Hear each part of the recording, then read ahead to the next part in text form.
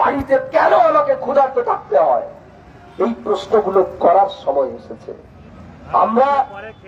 আমরা যারা একটু কলম নিয়ে কাজ করি, আমরা যারা সাদা খাতায় একটু লিখতে পারি, আমরা যারা আজকে তারা বিদ্রোহী হয়ে উঠেছি পশ্চিমবঙ্গের সাধারণ মানুষগুলোর কথা ভেবে। কারণ পশ্চিমবঙ্গে আমি যতদিন টিকে থাকবো, যতদিন এই দোকানদার ভাই, এই দাদা, এই টোটোওয়ালা, অটোওয়ালা, বাসের ড্রাইভার এরা টিকে থাকবে। কারণ এরা যদি না থাকে তাহলে আমাকে পরিষেবাটা কে দেবে? আমি আজ গলা ছেড়ে বলতে শিখেছি, আমি প্রতিবাদ করতে শিখেছি যে সরকার তোমাকে কিন্তু এই কাজের জন্য আর দরকার নেই যদি তুমি মানুষকে পরিষেবাই না দিতে পারো। আপনি খুশি হয়ে গেলেন, আপনার রাস্তাটা পিচ রাস্তা করে দিল, আপনি খুশি হয়ে গেলেন। ওই রাস্তার উপর আপনার ছেলে যে গাড়িটা নিয়ে যাচ্ছে আপনার পকেটের টাকা দিয়ে তেল ভরে, আপনি জানেন সেই তেলের দাম কত? ভারতবর্ষের সব রাজ্যে এই দাম নেই। সরকার তো ছাড় দিতে পারে, সরকার সেই ছাড় দেয়নি। সরকার তো ভাবতে পারে সাধারণ মানুষের কথা। ইলেকট্রিসিটিতে সরকার একটা চালাকি করেছে, এত ইউনিট হলে আপনাকে দিতে হবে না। প্রতিটা বাড়িতে একটা সিএফএল একটা ফ্যান চালালে তার থেকে বেশি ইউনিট ওঠে, তার মানে আপনাকে দিতে হবে। এই ছলনা প্রতারণা একটা সরকার কেন করবে? আজকে যারা এই প্রশ্নগুলো তুলছে, আজকে যারা বলছে, আজকে সরকার প্রতিহিংসা পরায়ণ হয়ে চাকরি থেকে আমাদেরকে বিভিন্ন জায়গায় বদলি করেছে, এর আগেও বদলি করেছে।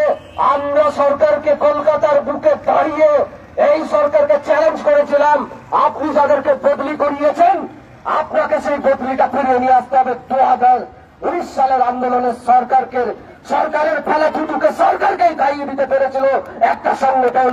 আজ সংগ্রামী যৌথ মঞ্চে সেই সংগঠনটাও আছে।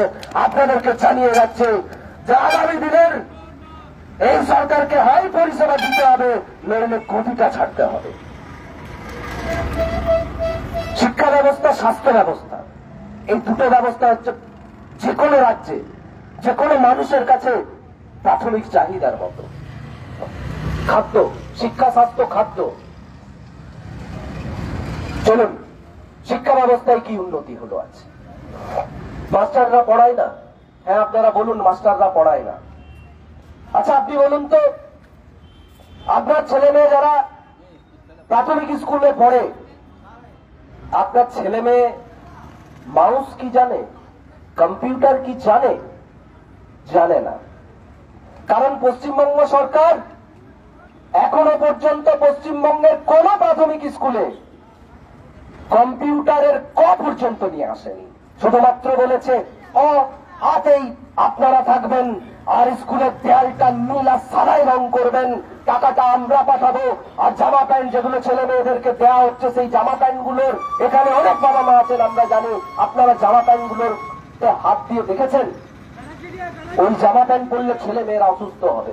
আমরা বিদ্রোহ করেছি, বলেছি আপনি একটা শিশু যে কিছু জানে না, যাকে আপনি পরিষেবা দিচ্ছেন, এবং এই পরিষেবা দেওয়ার জন্য যে টাকাটা আপনি ট্যাক্স হিসাবে আমাদের কাছ থেকে নিচ্ছেন, যে লোকটা মুচি এখানে জুতো সেলাই করছে, সেই লোকটাকেই ওই মুচির যে কালিটা কিনতে হচ্ছে, ছুঁচ কিনতে হচ্ছে, তার জন্য ট্যাক্স দিতে হয়। ট্যাক্সটা সরকারের ঘরে ঢুকছে, আর সেই টাকাটা সরকার কি করছে না, শিক্ষামন্ত্রী পার্থবাবুর বান্ধবীর ফ্ল্যাটে গিয়ে জমা হচ্ছে। লজ্জা লাগে না এই সরকারটার? আপনারা প্রশ্ন করবেন না? গাড়িতে যে টিকিটটা দিচ্ছেন, যে টাকাটা দিচ্ছেন, সেই টাকাটাতেও সরকারের ট্যাক্স আছে, আপনি জানেন? সেই ট্যাক্সের টাকা সরকার পাচ্ছে, তারপর নেতা মন্ত্রীরা লুট করছে। আপনার হকের টাকা, আপনার রক্ত জল করা টাকা, সেই টাকাটা কোথায় যাচ্ছে আপনি জানতে চাইবেন না? আপনি প্রশ্ন করবেন না? কেন এখনো পশ্চিমবঙ্গের প্রাথমিক স্কুলগুলোতে কম্পিউটার শিক্ষা এলো না? কেন প্রতিটা প্রাথমিক স্কুলে এখনো পর্যন্ত হেড টিচার রিক্রুটমেন্ট হয়নি? 5টা ক্লাস থেকে প্রাথমিক স্কুলে যদি ক্লাস 4 পর্যন্ত হয়, প্রি প্রাইমারি 1, 2, 3, 4, যদি 5 হয় তাহলে 6টা ক্লাস। আপনারা শুনলে অবাক হয়ে যাবেন, 6টা ক্লাসের জন্য কোন কোন স্কুলে একটা করে শিক্ষক আছে। তাহলে এখনো 5টা ছেলে রিক্রুট করা যেত স্কুলগুলোতে। এটা পশ্চিমবঙ্গের একটা স্কুলের কথা বলছি।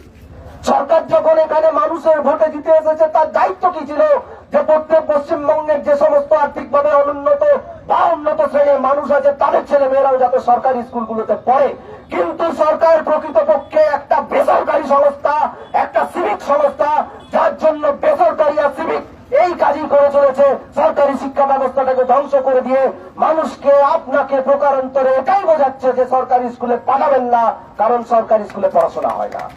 এখানে ভিলেন বানানো হচ্ছে ছেলে মেয়েদেরকে। যখন শিক্ষা ব্যবস্থা শুনলেন, এবার পুলিশ বিভাগ শুনুন।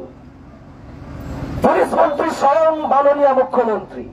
কারণ পশ্চিমবঙ্গে যদি ঘুষের রাজত্ব কায়েম রাখতে হয়, যদি শাহজাহানদের মতো লোকদেরকে যদি বাইরে রাখতে হয়, তাহলে মুখ্যমন্ত্রীকেই পুলিশ মন্ত্রী হতে হয়।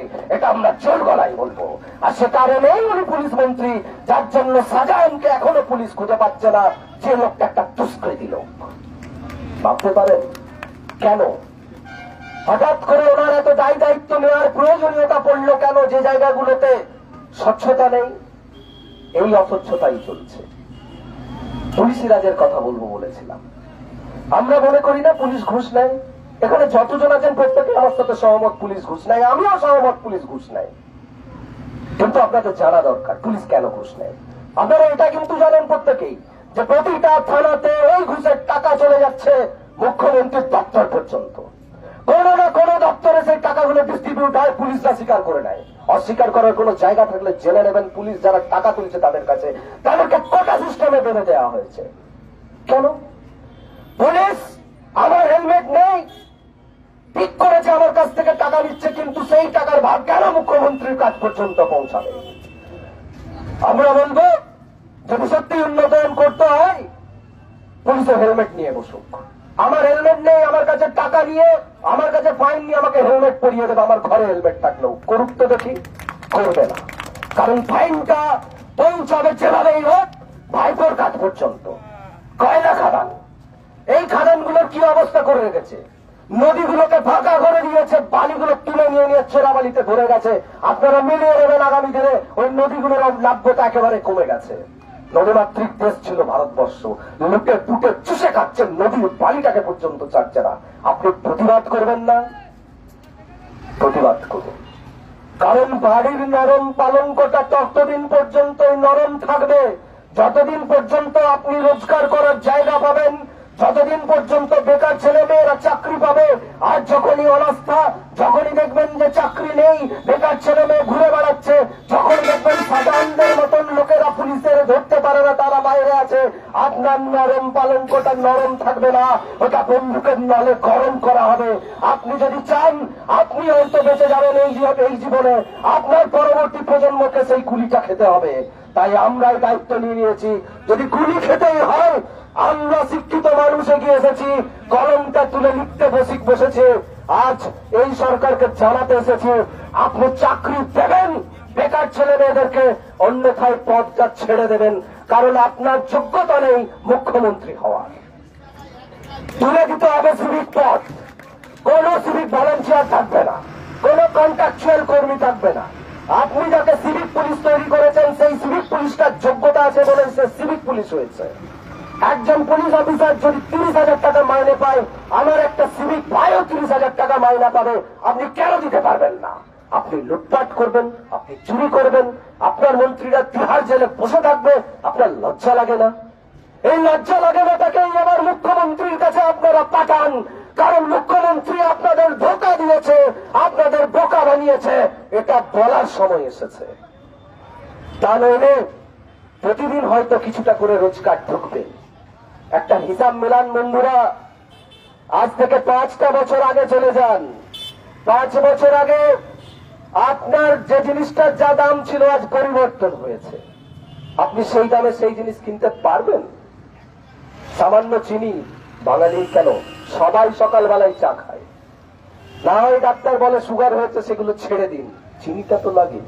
চিনির দাম কোথায় গিয়ে দাঁড়িয়ে আছে? যে কোনো জিনিসের মূল্য বৃদ্ধি হয়েছে, এটা অস্বীকার করার কোনো জায়গা নেই। তাহলে মূল্য বৃদ্ধি হলে মানুষের দৈনিক মজুরিটা বৃদ্ধি হতে হবে। মানুষের দৈনিক মজুরি বৃদ্ধি করার জন্য আমাদের central government all India price index AICPI একটা ধার্য করেছে। অল ইন্ডিয়া প্রাইস ইন্ডেক্সের হিসাবে একজন শ্রমিকেরও মজুরি বাড়ে। আমরা হিসাব কষে সেটা দেখিয়ে দিয়েছি। আপনারা ভাবছেন যে সেটা আবার কি?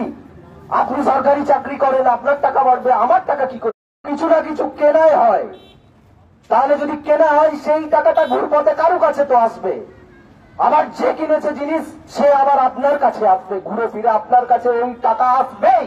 অর্থনীতি এটাই বলে, সেটা বোঝার চেষ্টা করুন।